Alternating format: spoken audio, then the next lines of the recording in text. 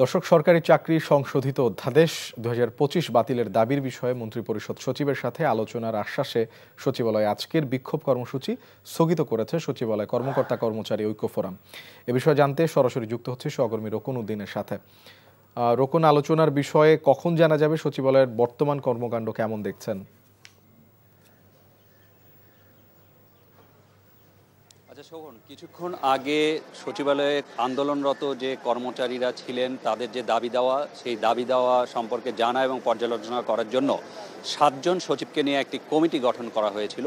সেই ৭ জন সচিবের কমিটি গতকাল তাদের সাথে বসেছিলেন, আন্দোলনরত যে কর্মচারীরা আছে তাদের নেতাদের সাথে। তারপর সিদ্ধান্ত হয়েছিল যে আজকে মন্ত্রিপরিষদ বিভাগের যিনি সচিব আছেন তার কাছে যে তারা এই ৭ জন সচিব তার কাছে যে এই আন্দোলনরত কর্মচারীদের যে দাবি দেওয়া সেটি তুলে ধরবেন। তো কিছুক্ষণ আগে ৭ জন সচিব একসাথে যেয়ে মন্ত্রিপরিষদ সচিবের কাছে তাদের দাবি দেওয়া তুলে ধরেছেন। মন্ত্রিপরিষদ সচিব সেটি শুনেছেন বলে আমাদের জানিয়েছেন ভূমি সচিব। তিনি আমাদের বলেছেন যে মন্ত্রিপরিষদ সচিব তাকে বলেছেন এ বিষয়ে প্রধান উপদেষ্টা এখন যেহেতু রাষ্ট্রীয় সফরে জাপানে আছেন, সেখান থেকে ফিরে আসার পর তিনি তাকে অবহিত করবেন এবং তারপরে এ বিষয়ে পরবর্তী সিদ্ধান্ত জানানো হবে।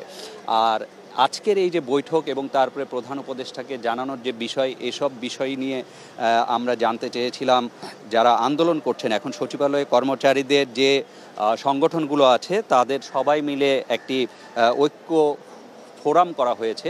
সেই ঐক্য ফোরামের নেতারা আমাদেরকে জানিয়েছেন তারা কিছুক্ষণের মধ্যেই এ বিষয়ে একটি বৈঠক করবেন সবাই মিলে, এবং বৈঠক করে তারা আন্দোলনের বিষয়ে কি করবেন সে বিষয়ে সিদ্ধান্ত আমাদের জানাবেন।